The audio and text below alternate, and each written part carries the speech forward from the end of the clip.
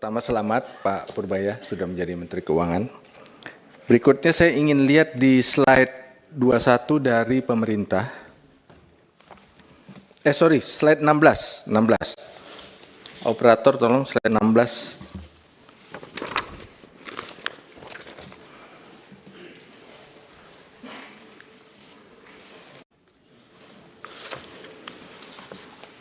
Ya, dari slide 16 ini, kalau kita sandingkan dengan Undang-Undang Keuangan Negara, khususnya pasal 8, itu di sini ada dua tugas yang tidak disebutkan di sini. Yang pertama adalah tugas menyusun rancangan APBN. Mungkin di dalam kegiatannya ada, tapi tidak disebutkan karena itu amanat undang-undang bahwa Kementerian Keuangan itu menyusun RAPBN. Kedua, tugas yang tidak disebutkan di sini tadi sudah disampaikan oleh Pak Rizky, Bendahara Umum Negara. Ini penting loh. Bendahara Umum Negara tahun 2026 itu mengelola 1.638 triliun, 48% dari APBN. Kementerian Keuangan anggarannya 52 triliun. Tapi sebagai bendahara umum negara yang dikelola itu 1.638 triliun. Tidak ada di sini bunyi-bunyian narasi cerita bagaimana pekerjaan dari bendahara umum negara dalam mengelola 1.638 triliun tersebut. Itu enggak ada tuh. Apa ukuran KPI-nya Pak Purbaya mengelola 1.638 triliun itu apa? Di dalam 1.638 triliun itu ada 525 triliun yang bisa Bapak gunakan sendiri tanpa persetujuan kami. Bisa nggak begitu? Kalau kita tertib dengan Undang-Undang Keuangan Negara, nggak bisa, karena harus taat sama peraturan perundang-undangan. Apa itu peraturan perundang-undangannya? Undang-Undang Keuangan Negara juga, bahwa APBN itu disetujui oleh DPR, itu lengkap. Ada organisasinya, ada fungsinya, ada programnya. Tidak bisa ada alokasi, tidak ada organnya, tidak ada fungsinya, apalagi nggak ada programnya. Itu. Jadi fungsi bendahara umum ini belum diceritakan. Bagaimana Bapak mengelola 1.683 triliun, yang di dalamnya ada 525 triliun Bapak gunakan tanpa persetujuan DPR. Nah itu bagaimana tata kelolanya? Itu yang perlu disampaikan, karena itu amanat undang-undang. Kemudian kedua, fungsi Bapak sebagai bendahara umum negara juga mengatur 20% anggaran pendidikan. Saya ingin lihat profil 20% anggaran pendidikan di tahun 2026 ini. 20%. Ya ini, coba kita lihat ini Pak Purbaya. Kan dalam menyusun APBN, salah satu acuannya itu adalah taat pada peraturan perundang-undangan, apalagi konstitusi. Amanat Undang-Undang Dasar, anggaran pendidikan 20% dari APBN. Nah kalau kita lihat yang di 2026 Pak, bandingin dengan 2025. Laporan terakhir untuk 2025 atau 2024 itu kira-kira penyerapan belanjanya 17%. Kenapa bisa 17%? Karena yang di pos pembiayaan itu loh Pak Purbaya. Yang tahun 2025 nilainya 80 triliun. Itu pasti nggak direalisasikan. Itu karena cadangan. Cadangan pembiayaan pendidikan yang tidak direalisasikan. Karena kalau direalisasikan itu dibiayai dari utang. Taruhlah 80 ini di pembiayaan. Walaupun secara total tetap tercapai 20%, pada saat membelanjakannya hanya 17%. Apakah ini sesuai dengan amanat Undang-Undang Dasar? Mengalokasikannya sesuai, pada saat membelanjakan pasti tidak tercapai. Kalau kita kasih ilustrasi Pak Menteri, kita punya 4 juta mahasiswa. Satu mahasiswa disubsidi 10 juta. Yang 80 triliun itu kita bisa gunakan 40 triliun untuk mensubsidi mahasiswa. Yang tidak lagi akan berteriak-teriak tentang uang kuliah tunggal yang kemahalan. Tapi itu tidak dilakukan. Itu 2025. Sekarang kita lihat yang 2026. Komponen 20% masuk komponen baru, MBG. Masuk dalam komponen 20%. Implikasinya apa? 20% terhadap TKD berkurang 93,6 triliun. Saya tidak tahu nih implikasinya. Anggaran pendidikan yang berkurang pada TKD segitu, di Pemda-Pemda itu apa akibatnya coba? 93 triliun, Pak Menteri. Kemudian di KL berkurang 53 triliun. Ini bisalah di efisien. Tapi kalau yang TKD ini yang mengkhawatirkan. Kemudian yang di pembiayaan. Nah, di pembiayaan sekarang sudah lebih baik. Karena dibelanjakan. Kalau tahun-tahun sebelumnya tidak pernah dibelanjakan, Pak Menteri. 2026 mulai direncanakan untuk dibelanjakan. Walaupun itu ditempatkan pada dana abadi. Ada 25 triliun. Kita tahu dana abadi ini macam-macam nih. Dana abadi pendidikan, dana abadi penelitian, termasuk dana abadi pesantren. Itu 25. Oke lah kita bisa terima. Karena itu dibelanjakan. Yang kita persoalkan ini 20% yang tidak pernah dibelanjakan. Padahal di bidang pendidikan kita masih butuh anggaran. Sekarang tinggal 12 triliun itu yang menjadi cadangan Pak Menteri. Pertanyaannya kenapa ini nggak dibelanjakan? Kenapa harus ditaruh di cadangan? Kalau ini ditaruh di cadangan sejak awal kita merencanakan untuk tidak dibelanjakan. Kenapa? Karena tidak ada programnya. Tidak disiapkan programnya. Tapi kalau ini dipindahin di atas Pak Menteri, masuk ke dalam BA Bun cadangan, bisa kita isi dengan belanja. Kementerian terkait untuk mengusulkan apa implikasi dari postur 20% yang seperti sekarang. Misalnya KL berkurang 53, TKD berkurang 93. 12 ini bisa dioptimalkan untuk memperkuat yang mana di KL dan di TKD ini. Tapi posisinya jangan taruh di pembiayaan. Pindahin dulu dia ke atas, ke BA Bun. Dari BA Bun pindahin 12 ke sini. Apa yang bisa dipindahin dari BA Bun ke sini? Dana tanggap darurat bencana. Dana resiko fiskal. Bisa dipindah. Jadi kita tidak merubah postur, tapi kita merubah peruntukannya. Dan memastikan 20% anggaran pendidikan pasti dibelanjakan. Bukan seperti selama ini. Tidak pernah dibelanjakan yang 80 triliun.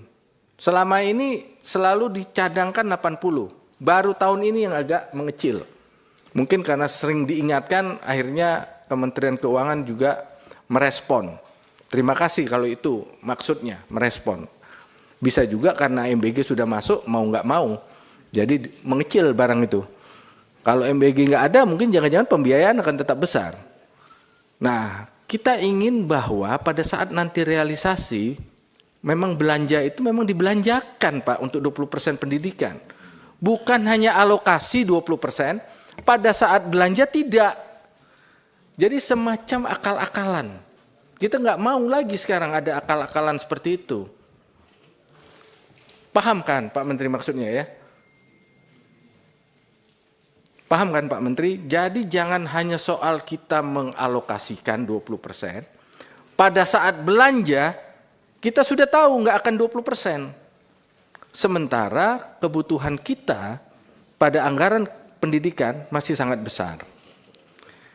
Ini satu, ini adalah fungsi dari Bendahara Umum Negara dan tugas menyusun APBN. Yang tidak disampaikan oleh Kementerian Keuangan. Karena ini punya implikasi apa KPI dari Kementerian Keuangan dalam menyusun APBN dan dalam menjalankan fungsi sebagai Bendahara Umum Negara. Itu belum ada.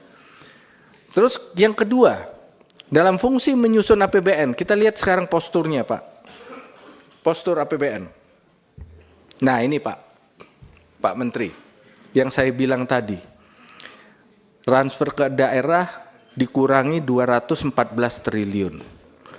Pindahnya kemana? Pindahnya ke BA Bun lainnya. Menjadi 525 triliun. 525 triliun ini yang saya sampaikan tadi. Hanya Bapak yang rencanakan, Bapak yang gunakan. Kami nggak tahu programnya apa, di kementerian mana, dalam rangka menjalankan fungsi apa, dalam melakukan program apa, itu kita nggak tahu.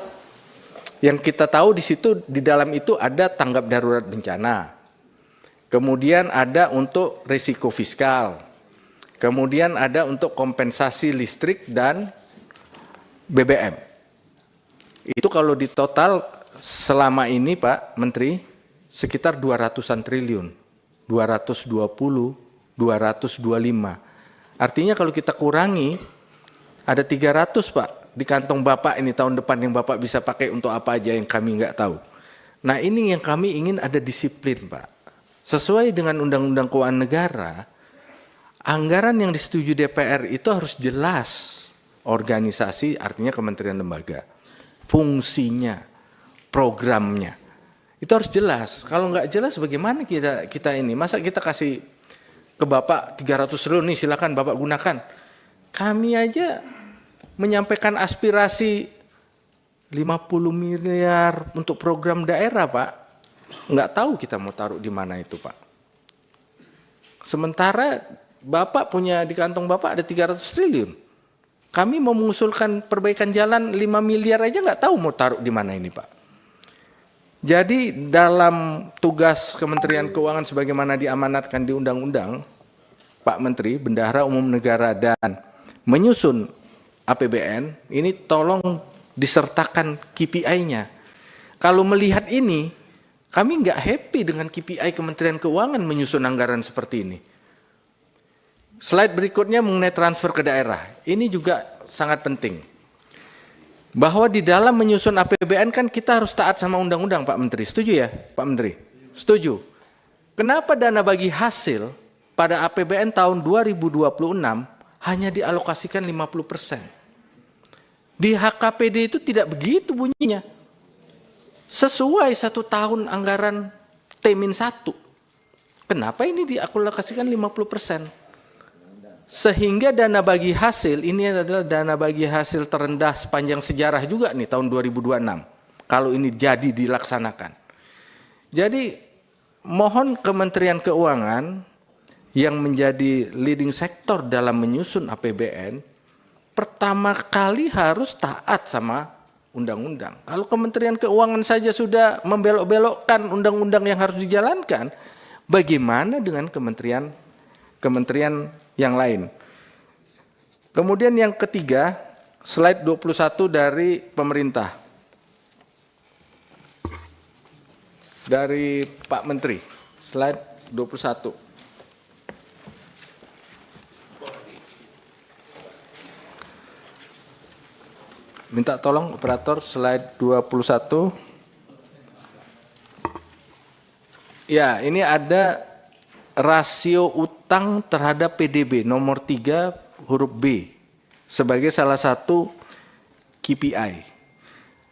Kalau misalnya diukur dengan 39,96%, itu ruang untuk membuat hutang dibanding tahun 2025 ada berapa besar?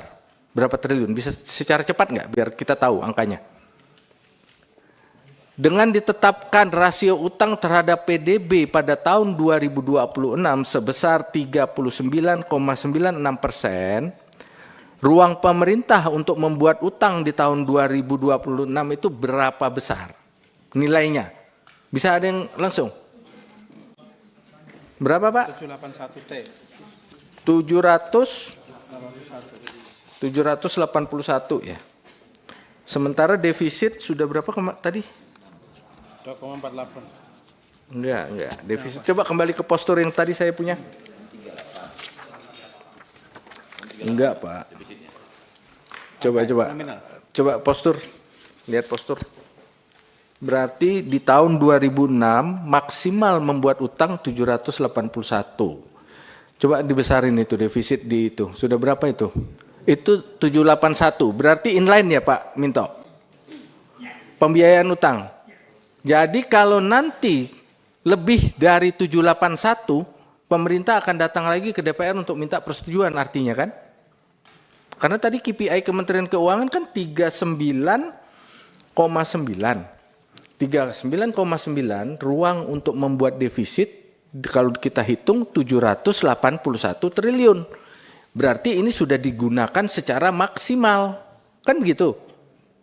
Jadi kalau nanti menerbitkan utang di atas 781 triliun, datang lagi ke Komisi 11. Kan begitu, Pak? Betul, Pak Menteri? Betul? Nah, makanya saya tanya tadi maksimalnya berapa, kan proyeksi PDB-nya juga proyeksi Pak ini Anggito. Iya kan itu kan berjalan memang, paham saya. Cuman kan kalau kita nilai dengan, kan ini semua proyeksi, kita menilai dari proyeksi. PDB 2026 berapa proyeksi? Dengan begitu 39,96% PDB-nya berapa? Tadi disebut 781, berarti pemerintah telah menggunakan secara maksimum pembiayaan utang pada tahun 2026 sesuai target. Jadi kalau nanti melebihi dari 781, Pak Menteri harus merubah KPI yang sudah dijanjikan kepada kami, kan gitu. Betul Pak Menteri? Bisa langsung interaktif Pak Ketua? Gimana Pak Menteri? Silakan Pak. Ya seperti itu, atau Anda kurangi nilai kinerja kami. Gimana Pak? Kinerjanya yang berubah. Ya, Kinerja enggak, kami saya jadi mau nggak nanya. capai, tapi basically akan seperti itu, Pak. Ya, jadi kalau melebihi dari 781, Bapak datang ke kami untuk mengkoreksi KPI yang Bapak sudah sampaikan tadi. Begitu ya Pak? Bukan mengkoreksi, KPI-nya nggak capai, Pak. Harus tercapai, kalau tercapai berarti ini harus tetap 781. Oh, enggak. Nanti kita koreksi internal. Artinya Betul. KPI-nya nggak tercapai. KPI itu Persoalan Bapak atur belanja itu lain lagi Pak. Ini kan kita batasan untuk utangnya ini Pak. Pada dasarnya tergantung Bapak nanti menyetujui apa enggak. Tapi yang jelas kalau sampai terlewat dari itu, KPI Menq tidak tercapai, sebegitu aja. Tapi tentang kebijakannya apa, dampaknya ke perekonomian, nanti tergantung diskusi kita seperti apa. Mau dibawa kemana ekonominya. Kan berarti kalau menembus angka itu berarti ada sesuatu yang di luar prediksi kita saat ini kan. Jadi nanti saya akan datang ke Bapak untuk menentukan langkah bersama seperti apa untuk kebaikan negara. Oke, saya hanya mengkonfirmasi itu aja Pak. Ruang untuk membuat utang tahun depan berapa? Ternyata terkonfirmasi 781. Dan itu adalah menjadi salah satu KPI dari Kementerian Keuangan. Itu kan? Ya. Ya itu aja Pak Ketua. Terima kasih. Pak Hanif. Cukup Pak. Dolfi.